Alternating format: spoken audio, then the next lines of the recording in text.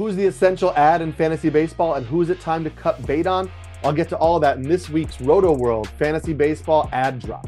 The player I want you to add is Colorado Rockies outfielder Brenton Doyle, who's rostered in just 14% of Yahoo leagues.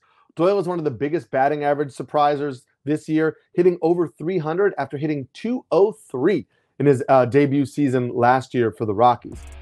I don't think that Doyle is obviously going to continue to hit like this. However, he is swinging and missing way less overall. He's chasing out of the zone less overall. According to Pitcher List rolling graphs, he's demonstrated elite strike zone judgment and is making really good strike zone decisions in 2024.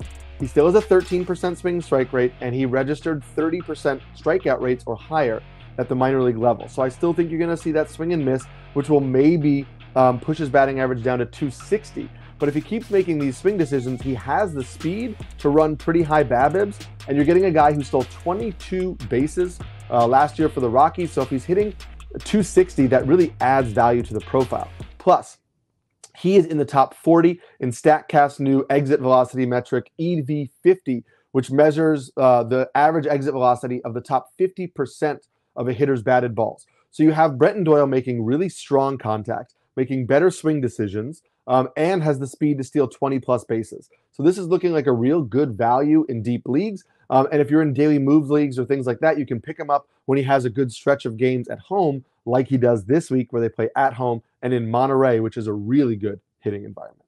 The player I want you to hold is also a Rockies outfielder, Nolan Jones, who's rostered in 85% of fantasy leagues. So even though that roster rate tells us that people have not yet cut bait on Nolan Jones, I'm getting a lot of comments on my weekly waiver article and on our weekly Q&As on Tuesday of whether it's time to cut Nolan Jones or not. No, it's not time. First of all, Nolan Jones was likely a top 50 pick for you. You should not be cutting top 50 picks only 25 games into a season unless there is an injury or a major role change. I know that he is slumping. You can move him to the bench if you want. But guys who are drafted in the top 50 have really good upside, an upside that you believed in, so they're not guys we should be cutting bait on this early.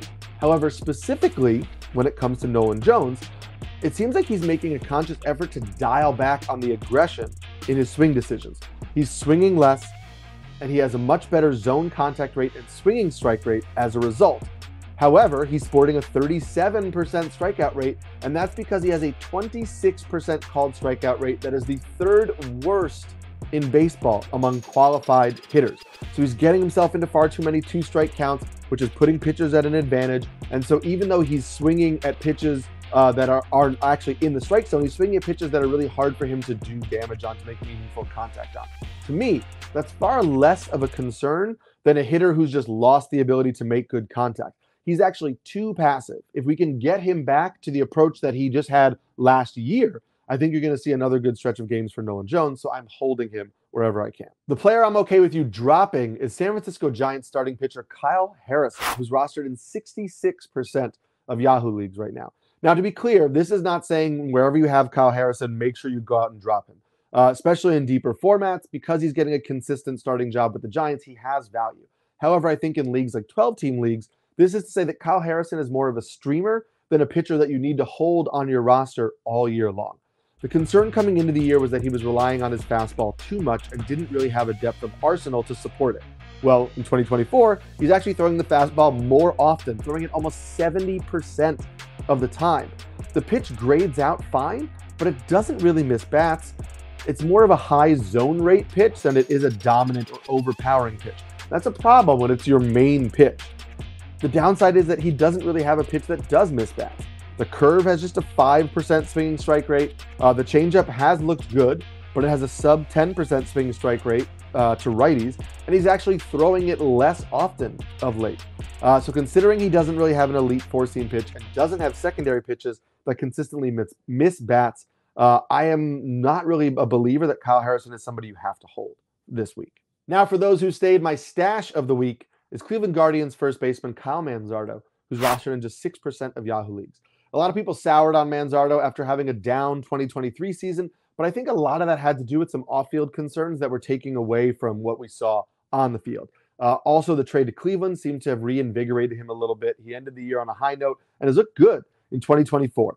We've seen the same solid power, high contact approach. He's hitting .292 with 5 home runs through his first 20 games of the season. He's been red hot over the last week.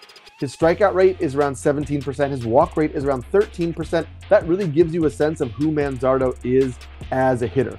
He's probably just a 20 home run bat, which is something that we really don't love looking for at first base, but he is somebody who's going to run really high batting averages and high on-base percentages, which makes him value in on-base percentage and OPS formats as well. Makes really good swing decisions. The Guardians could use a bat like him in the lineup. Right now, they're starting Estevan Florial most of the time at DH. This is a Guardians team that looks like they could actually contend and win the Central. So I really wouldn't be surprised if Manzardo keeps this up for another week or so, if they call him up to add some reinforcements to their lineup. So as a reminder for this week, my ad for the week was Rockies outfielder Brenton Doyle. My hold for the week was his teammate, Rockies outfielder Nolan Jones. My drop for the week was Giants starting pitcher Kyle Harrison. And my stash for the week is Cleveland Guardians first baseman Kyle Manzardo. And we'll check you next week for more Rotoworld Fantasy Baseball ad drops.